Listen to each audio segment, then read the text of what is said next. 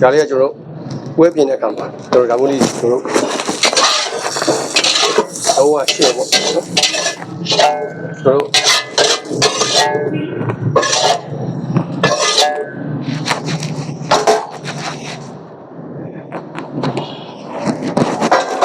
ပြီးရင်ကျွန်တော်စိတ်ပေါင်ဆက်မယ်ခဏငါတက်လို့ဒါလေးကျွန်တော်စိတ်ပေါင်နေနေတာဖြီးတာမနော်စိတ်ပေါင်လေးဖြီးပြီးတော့ကျွန်တော်အဝေးဆောင်နေကျွန်တော်ဒီချာလေးကျွန်တော်ကဒါကိုတို့ကပို့မှာဖြစ်ပါတယ်ဒါလေးကိုချာတော့ရှစ်အကိတ်ပေါ့နော်ဒါဆိုရင်ကျွန်တော်တို့ကစိတ်ပေါင်နေတော့ဆိုလုံးဝနူးနူးပြည့်ပြည့်ဒီပုံစံကျွန်တော်တို့ကပါလေနော်စိတ်ပေါင်နေကြောင်မို့လေးပါဒါလေးကကျွန်တော်တို့ပေါ်စည်းပြီးပေါ့နော်6နေလို့ကြည့်လို့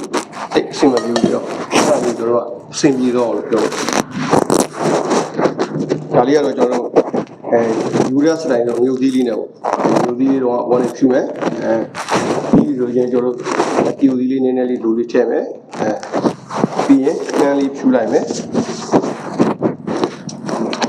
အမျိုးလေးပါကဲဒီလိုပုံစံမျိုးလေးတွေစားမယ်ဆိုလို့ရှိရင်တော့ခုလိုမျိုးကျွန်တော်လက်ရှိလုပ်ပြတဲ့ပုံစံလေးတွေစားမယ်ဆိုလို့ပြီးတော့တရက်ကျူတော့မှားရင်ပို့အဆင်ပြေပါတယ်ကဲဖုန်းနံပါတ်လေးကတော့အရင်တော့ဖုန်းနံပါတ်လေးကတော့